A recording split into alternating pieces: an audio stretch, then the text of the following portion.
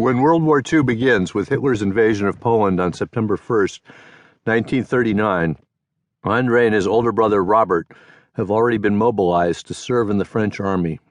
Christiane is just 15 years old. She has spent the summer across the Channel in Kent, living with an English family so that she can learn the language. Before she leaves France, her father warns her that she may have to come home early. A couple of days before the war begins, he telephones her in England to summon her back to Paris. Remembering how the capital was bombarded during World War I, Jacques Boulloche decides to move his wife and daughters to their country house in Fontainebleau, 45 miles south of Paris. The 51-year-old father is still in his government job in the capital, which puts him in charge of all French highways. Since 1937, he has been Inspecteur Général des Ponts et Chaussées and Directeur des Routes du Ministère des Travaux Publics. In 1939, the catastrophe of the First World War is still a scorching memory for every French person over 25. More than 1,357,000 French soldiers died in the Great War, and a staggering 76% of the 8,410,000 Frenchmen who fought it were killed, wounded, taken prisoner, or missing in action. That was more than 1/5 of the population of France. Those casualties transformed post-war France into a nation of old people and cripples and women without men in the 1920s.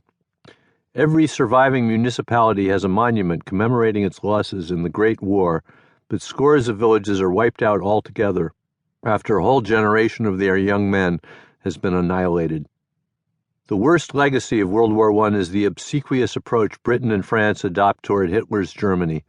Between 1935 and 1939, British and French leaders bungle every opportunity to rein in the Nazi leader before another all-out war becomes inevitable. In 1935, a year after promoting himself to the new office of Führer, Hitler abrogates the military provisions of the Treaty of Versailles and begins Germany's massive rearmament program.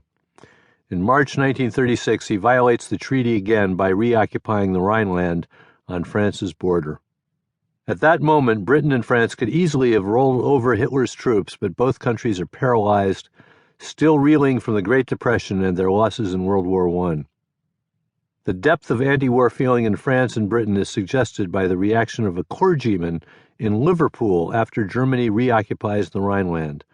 When the British government declares that the Rhineland should be occupied by an international force until the dispute with Hitler can be resolved, the canon gives orders that no more prayers are to be offered up for the British government.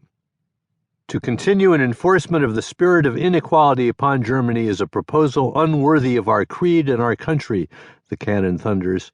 To renew an occupation of their homeland is a proposal monstrous and unjustifiable. It is an unnecessary degradation of the soul of a great people. To add to it, that we shall do it again at the dictation of France is to lend aid to malice and to surrender right to vengeance. We cannot pray a blessing upon such proposals. The views of a large portion of the British upper classes are reflected in a repellent ode to Hitler that appears in Homes and Gardens in November 1938. The article oozes admiration of the Führer's modesty. His gardeners, his chauffeur, and his pilot are not so much servants as loyal friends. Air Marshal Göring is a delightful bon viveur, and the Führer himself is a droll raconteur who prefers the society of brilliant foreigners, especially painters, singers, and musicians. The dread of anything that might provoke a new world war is equally powerful in France. In 1938, the famous anti-Semitic novelist Louis-Ferdinand Céline predicts that a new conflict with Germany will bring 25 million casualties and the end of the breed.